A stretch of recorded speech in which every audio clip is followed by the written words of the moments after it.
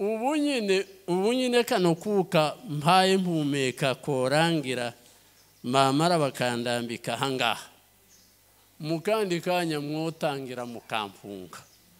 Uyu mubiri kera uba watangiye kugenda uhaye wononekara, naho ntari mfite agasebe kakahagaragara, nyuma yabwo mukumva umunuko utangiye gusandara ahangaha muri iyi sale, abantu bakazavuga ngo nimugire vuba, ntimuri mukubona ko bazana parufe bakaza bagumaga bagapuriza. Uyu mubiri ubora ukwiriye kwambikwa kutabora, kandi uwo munsi hazaba kurucunaguza. Ni ngaho ruzoba ruhagaze nko kuri iyi bafure, nanje mpagaze ngaha ngaha, nimara ndubwire ngo warupfuwe bankusubiraga kandi utaruke usimba hagati yanje nawe, numara unsingire rubura uko runsingira, nzoza ndwidotesha rubura uko runsingira, ndubwire ngo yewe warupfuwe imbaraga zawe zirihe, yewe warupfuwe urubori rwawe rurihe. Urwandiko rw'Abikorinto ba mbere 15:51 kugeza ngira ngo kuri 55. Semaro nanone adufashe gusoma abantu.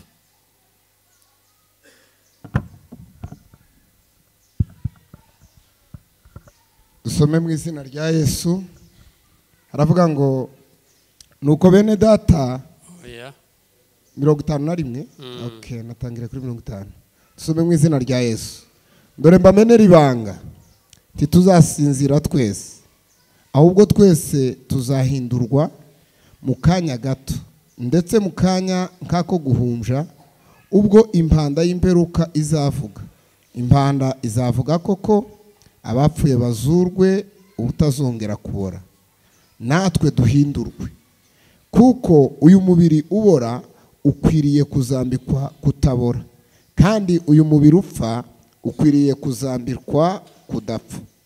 Ariko uyubora numara kwambikwa kutabora, n'uyu upfa ukambikwa kudapfa, nibwo hazasora rya jambo ryanditswe ngo urupfu rumizwe no kunesha.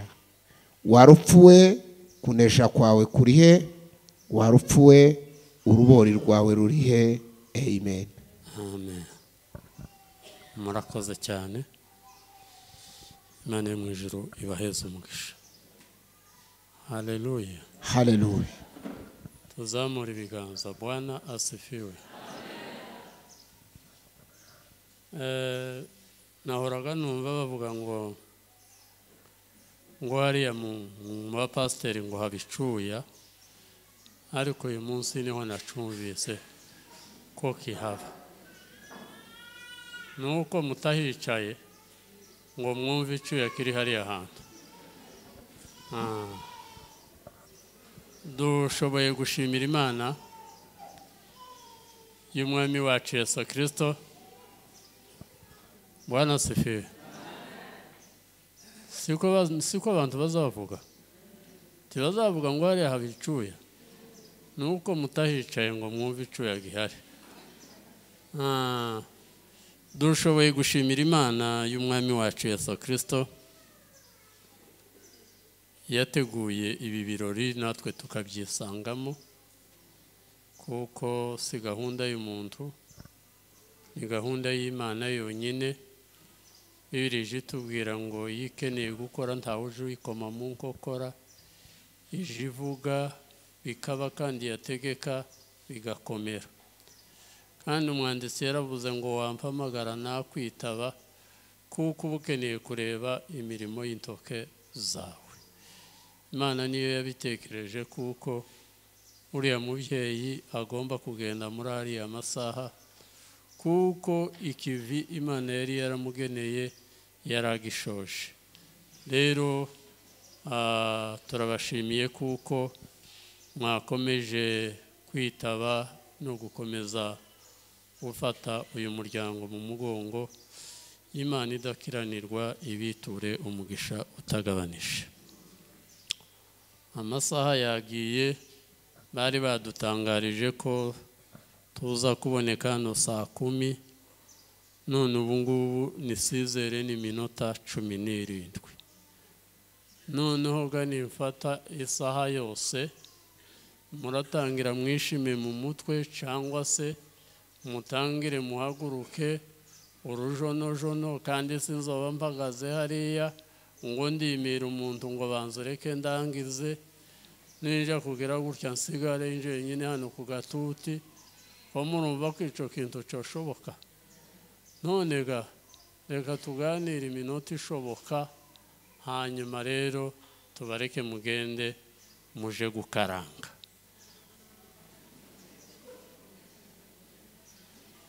Bwana asifiwe.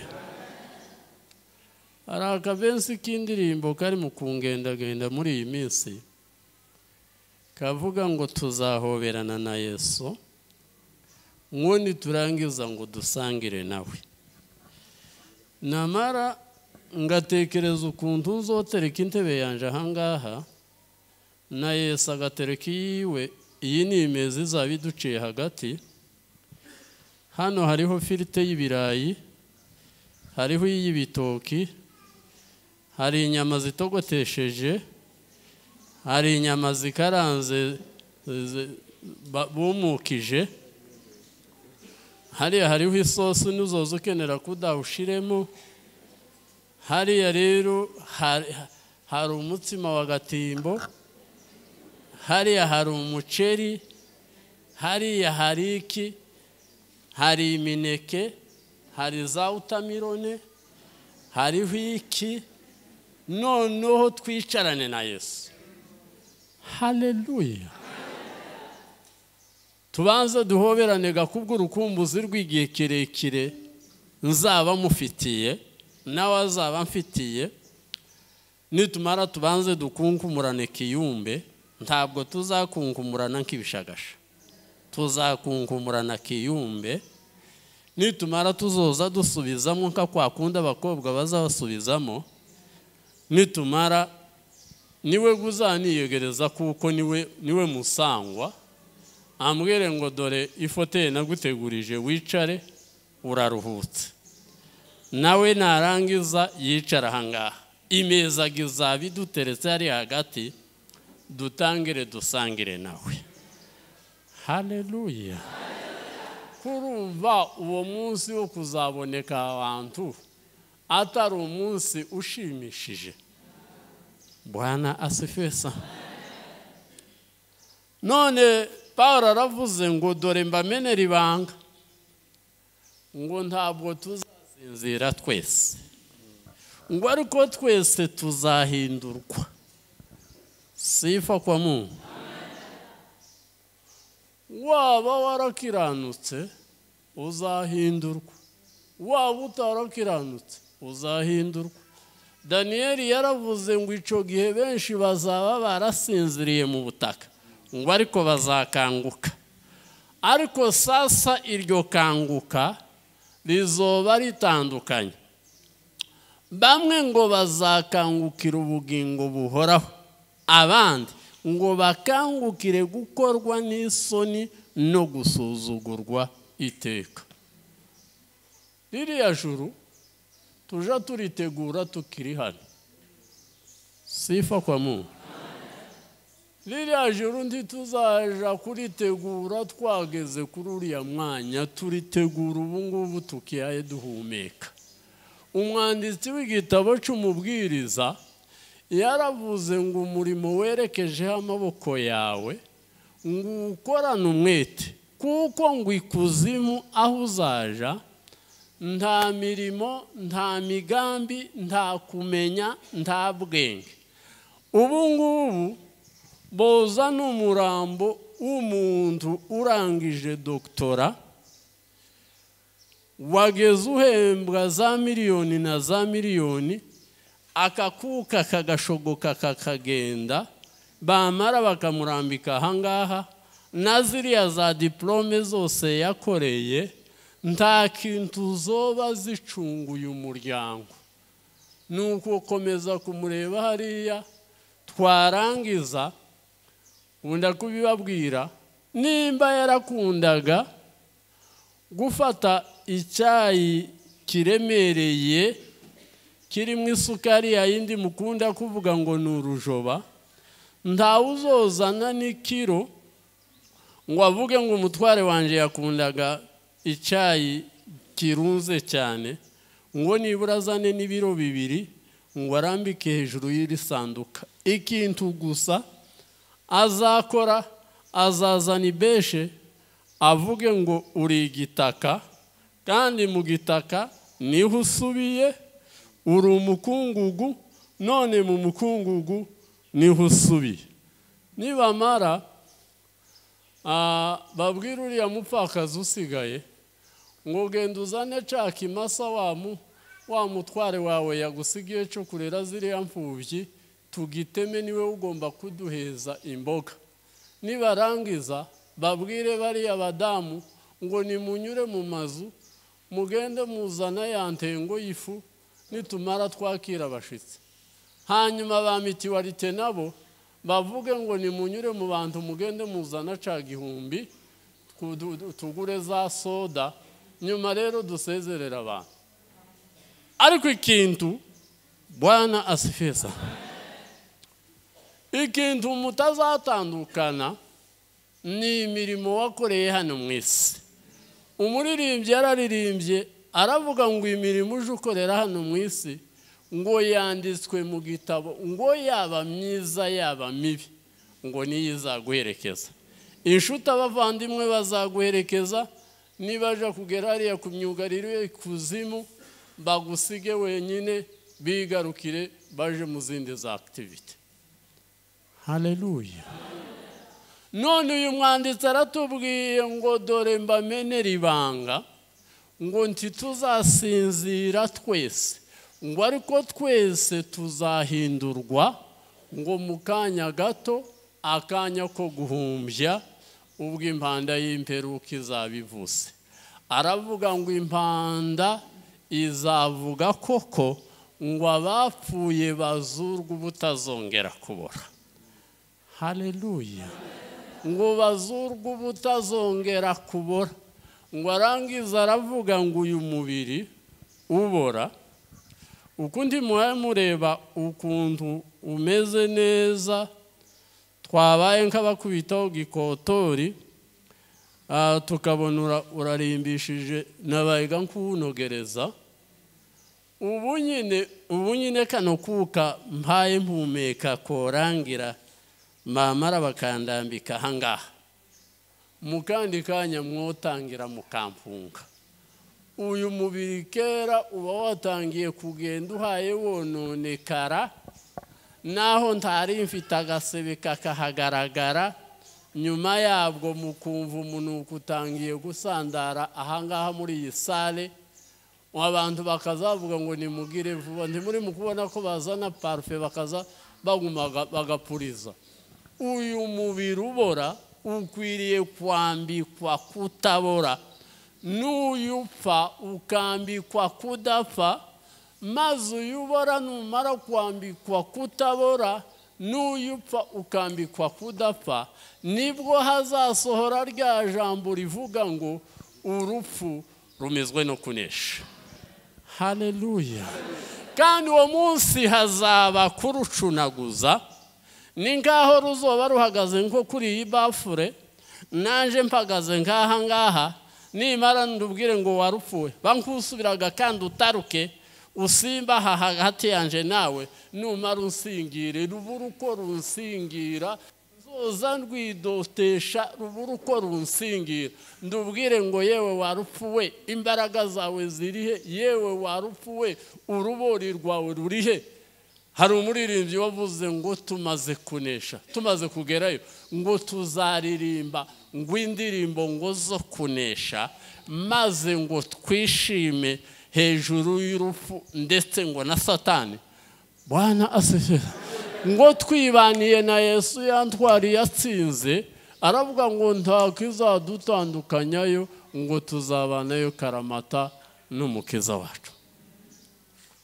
Tuzahoberana na Yesu, tuzangira nawe imibabaro irangiye, hazaba guhimbaza Imana, tuzoberana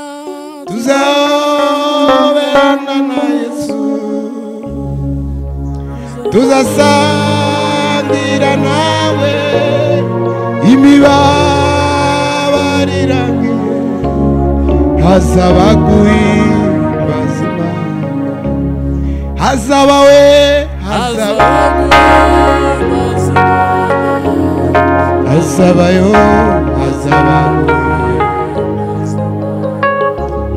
hazabayo,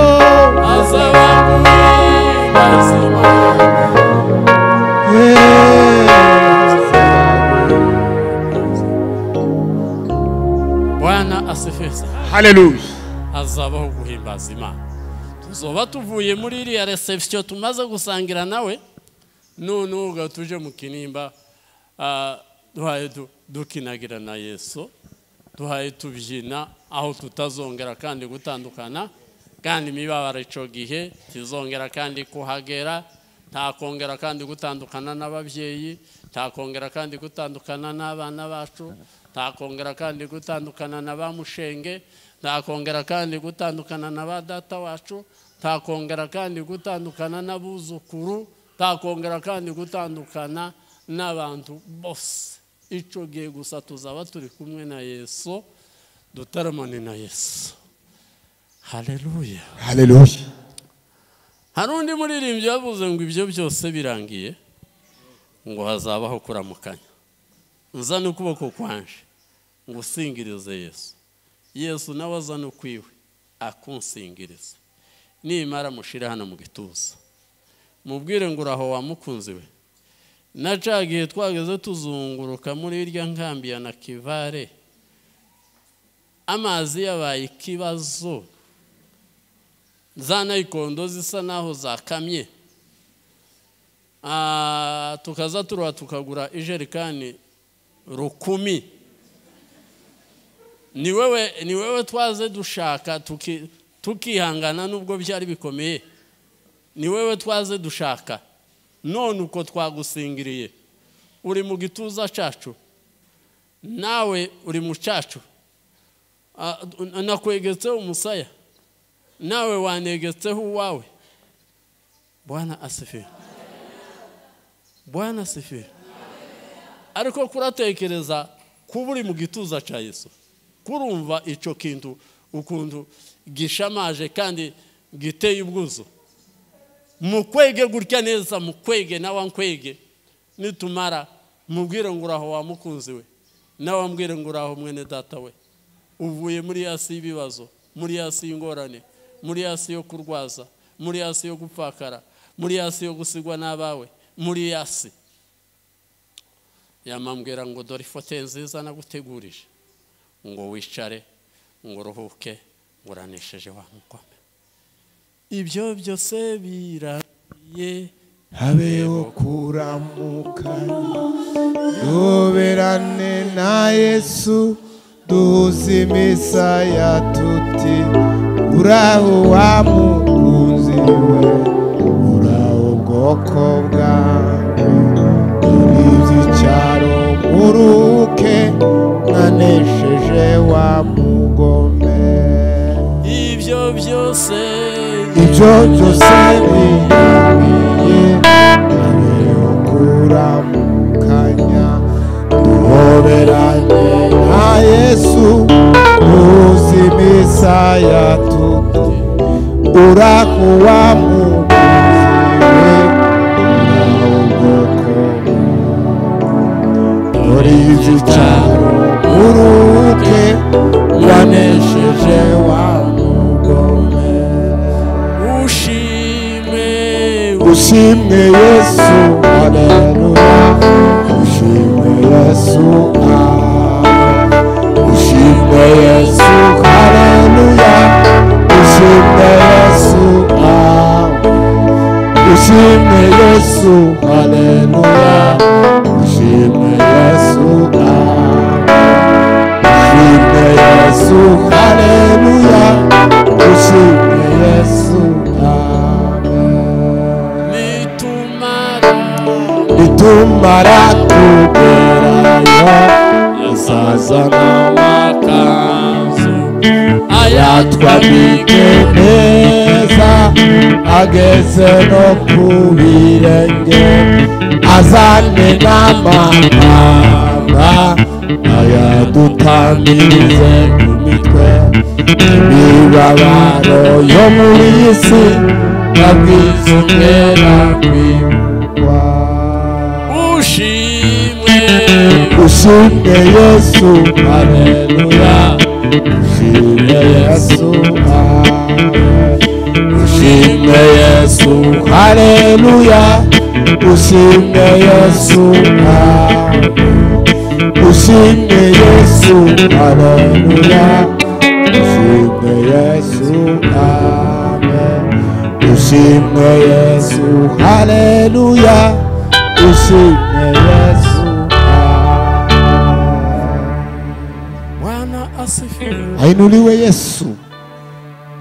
Pawulo ariko yanditse aravuga ngo ntitugomba kubabara ngo nk'aba abandi badafite ibyiringiro.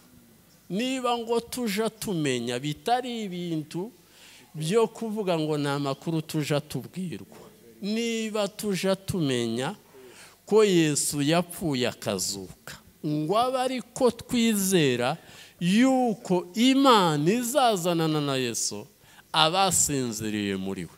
Ati kandi bituba tubabwira nibyo tubwirijwe n'ijambo yuko tutazabanzirizana hatabasinziriye mu butaka. Ngo arangiza aravuga ngo dore umwami ubwe ngo azaza kandi azaza avuye mu ijuru, ngo arangurure ijwi rirenga n'ijwi rya marayika ukomeye n'impanda y'Imana, ngo nuko abapfiriye muri Kristo Yesu ngo nibo bazabanza kuzuka, maze natwe Pawulo yifatikanya nabo aravuga ngo natwe bazaba bakiriho, ngo twese duhere ko duhinduke, ngo tuzamuke tuje kumusanganira mu kirere. Ngo arangiza aravuga ngo nukuri ngo tuzabana n'umukiza iteka ryose, ngo hasigaye ngo nitumaranisha imibabaro arakubwirana ayo magambo. Bwana asifiwe. Hey, haleluya. Mamenera ibanga, ntabwo tuzasinzira twese, ariko twese tuzahinduka mu kanya gato. Ubwo impanda y'imperuka izabivuze, impanda izavuga koko abapfuye bazurwa ubutazongera kubora. Uyu mubiri ubora ukwiriye kwambikwa kutabora, n'uyupfa ukambikwa kudapfa, maze uyubora numara kwambikwa kutabora, n'uyupfa ukambikwa kudapfa, nibwo hazasohora rya jambo rivuga ngo urupfu rumizwe no kunesha. Imana ibafashe ibagirire. Amen. Amen. Amen. Amen. Amen. Amen.